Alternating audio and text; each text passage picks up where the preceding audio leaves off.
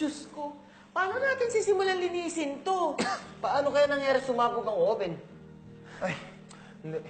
Kilala ko to si Victor. Maingat na tao yun. Hindi niya basta-basta bubuksan tong oven nang hindi niya sinisiguradong walang ligto. Kamusta na kaya sila? Baka hindi na magising si Takbo, ah.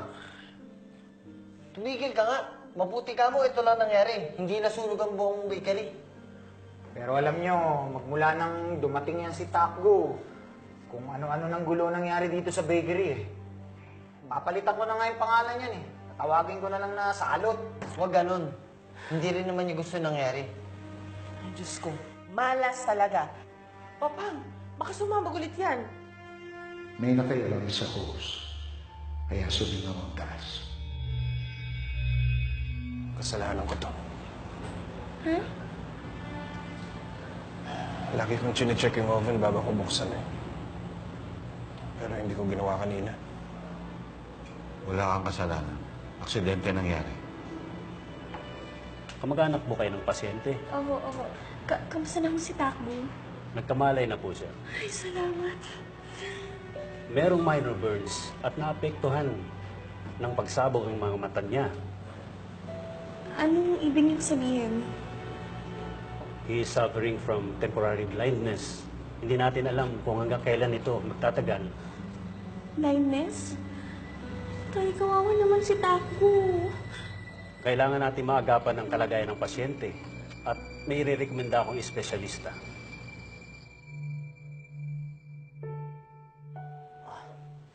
Doc? Doc? Pwede na ba akong umuwi? Alisin niyo na itong benda ko. Hanggang kailan po ba ito? Doc?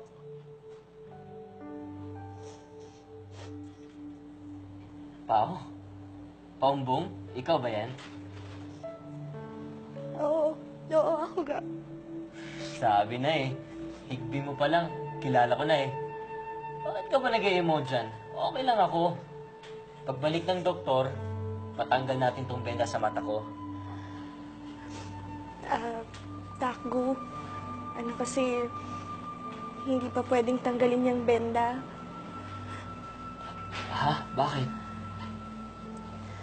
Kailangan mong magpatingin sa espesyalista sa mata. Ba't kailangan pa? Asan ba siya? Andito ba? Wala, Takbo. Wala siya dito. Nasa ibang ospital. Kaya, magpapaschedule tayo ng appointment sa kanya, okay? Huwag na. Ox lang ako. Takbo, makinig ka. Ang mga mata mo, naapektuhan kasi sa pagsabog eh. Kailangan daw nilang malaman kung temporary kang hindi makakakita. Ano? O kung hanggang saan yung naging pinsala ng mata mo. Ay, naku. Huwag na. Gastos lang yun. Okay lang ako. Gusto ko nga umuwi eh. Pero tatanggalin muna ng doktor tong benda ko. Takbo, hindi mo ba narinig yung sinabi ko? Ang tagal naman ng doktor. Ako na lang mag-aalis nito. Takbo, wag! Hindi baka may ibang inaasikaso. Takbo, baka lumala pa yan! Baka nakalimutan niya lang ako. Ako na lang nga. Takbo, ba't ba ang tigas na ulo mo? Huwag nga ako pigilan. Relax ka lang. Ako na lang. Takbo! Takbo! Takbo! Takbo, wag ka Huwag mo tanggalin! Takbo! Takbo!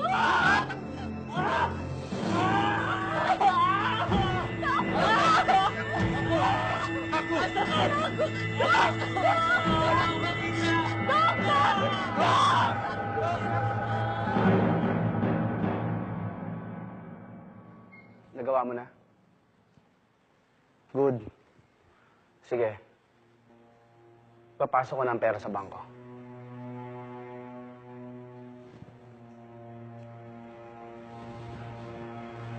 Magtatanda ka na ngayon, Takbo.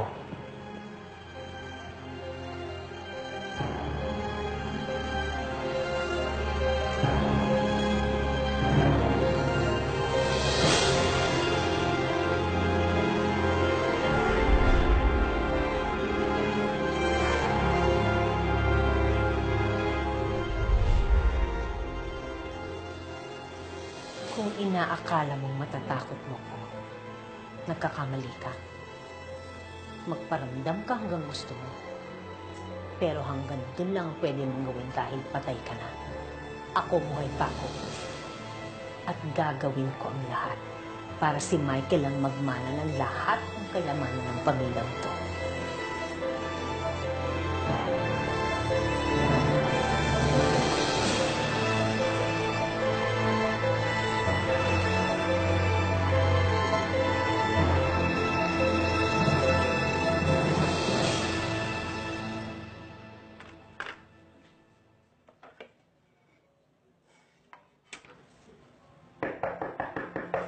Eunice!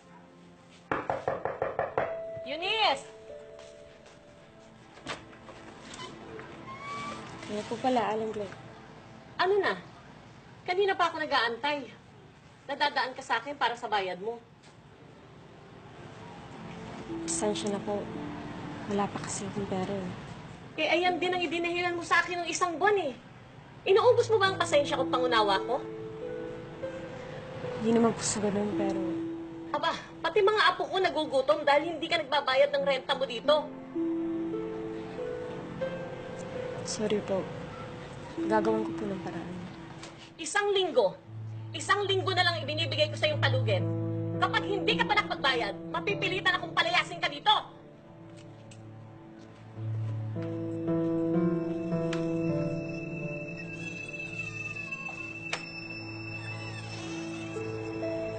Ginagawa mo dito? Malungkot ako. Gusto ko ng kausap. Nagkamali ka ng taong nilupitan. Hindi. Ikaw gusto kong makasama. Tara.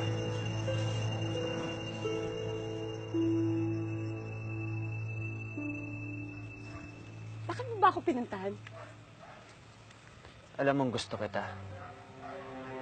Gustong gusto. Kung gano'n, anong balak mong gawin? Bilhin ako? Magsimula ka kayang bayaran muna ang utang ko sa renta. Alam mong kaya kong gawin yun. Ang malaking pera sa'yo, barya lang sa akin. Pero depende yun kung papayag ka sa gusto ko. Sa gusto mo? At yun ay, Gusto ko, maging akin ka. ibibigay ko yung sarili ko sa'yo. Oo. Yun lang ang dapat kong gawin. At iaahon mo ko sa hirap. Madali lang pala. Basta siguraduhin mong babayaran mo ako. So, kailan tayo magsisimula? Ngayon? Saan? Sa bahay ko? Sa motel? Akala ko pa naman, iba ka. Tulad ka din pala ng maraming babae. Handang ibigay ang sarili kapalit ng pera. Iba pa rin ako, Michael. Ang usapan natin, katawan ko lang maangkin. Pero hindi ang puso ko. Ang ibig sabihin, pwede akong magmahal ng iba. Iyong katawan ko. Ang katawan ko lang.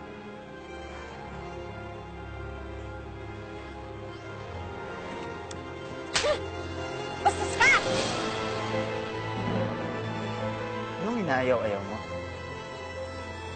Ha? Halik pa lang yun? Neskandalo ka na? Ibig sabihin, nagpapanggap ka na sa sinabi mo kanina? Sa susunod na sasabihin mo yun, siguraduhin mo mapapangatawanan mo.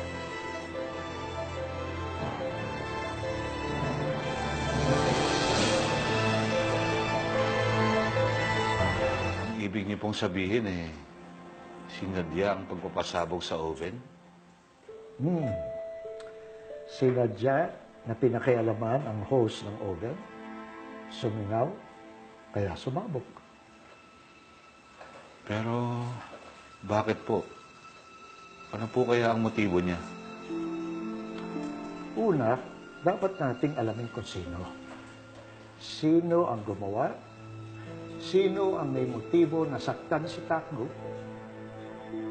Pag nalaman natin kung sino yon, pwede na nating malaman kung bakit niya ginawa.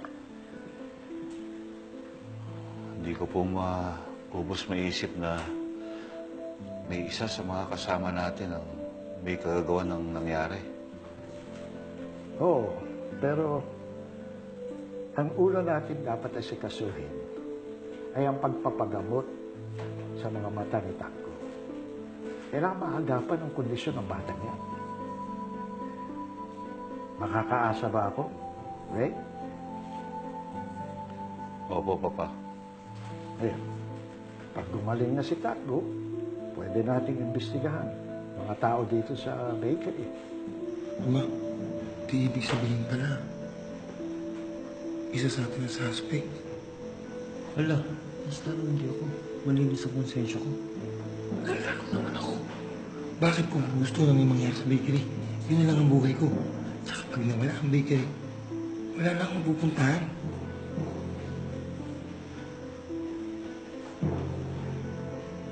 Oh, ba't ako tinitignan niya?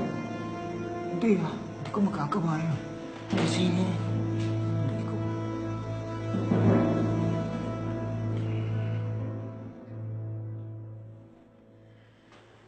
Takgo, huwag kang lakad ng lakad. Makinig ka na muna sa akin. Ay! Makulit lang. Bakit hindi amoy tinapay? Sarado ang bakery na yun. May usok pa kasi. Oo nga. Abot hanggang dito. Pero okay lang. Nakabili na naman ng bagong oven sila tatay. Mabuti naman. O ano, tara na? 11 a.m. yung clinic hours ng ophthalmologist na nirekomenda ni Dr. Quinto. Halika na para makaabot tayo. Halika na. Huwag na kasi. Hindi na kailangan. Gagaling din itong mga mata ko. Tsaka, wala naman akong pambayad dun eh. At sino may sabing ikaw magbabayad? Bossing? Halika na, alis tayo. Huwag na. Sayang ng pera. Huwag nang matigas ang ulo, halika na. Ayoko nga pumuntang ospital. Ospital. Nung nabalin ako ng buto, hindi ako pumuntang ospital, gumaling din ako. Nung sumakit ang tiyan ko dahil kumain ako ng pagkain galing sa basurahan, gumaling din ako. Kaya itong mga mata ko, gagaling din to. Wait lang pag may time. Nakuha mo pang magbiro. Hindi ako nagbibiro. Kahit kalat ka rin niyo pa ako, hindi ako sasama sa inyo sa ospital. Bakit ba ang tigas ng ulo mo, Takgo? Kailangan mo magpagamot, kundi tuluyan ka na mabubulag. Dapat nga magpasalamat ka at may mga taong tumutulong sa'yo eh. Paano kung pumunta nga tayong ospital? Pero sasabihin nila, hindi na ako gagaling.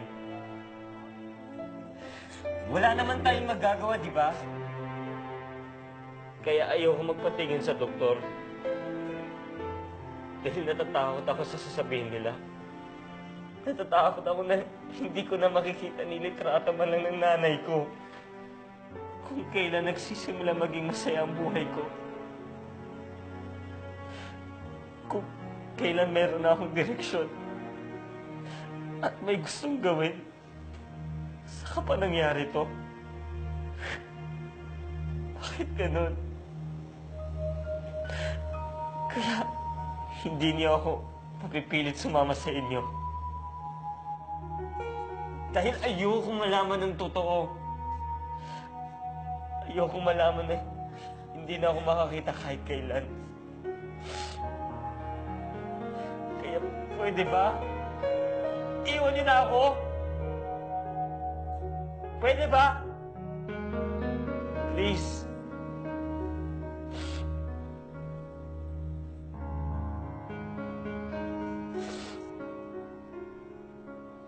Iwan niyo lang ako, please.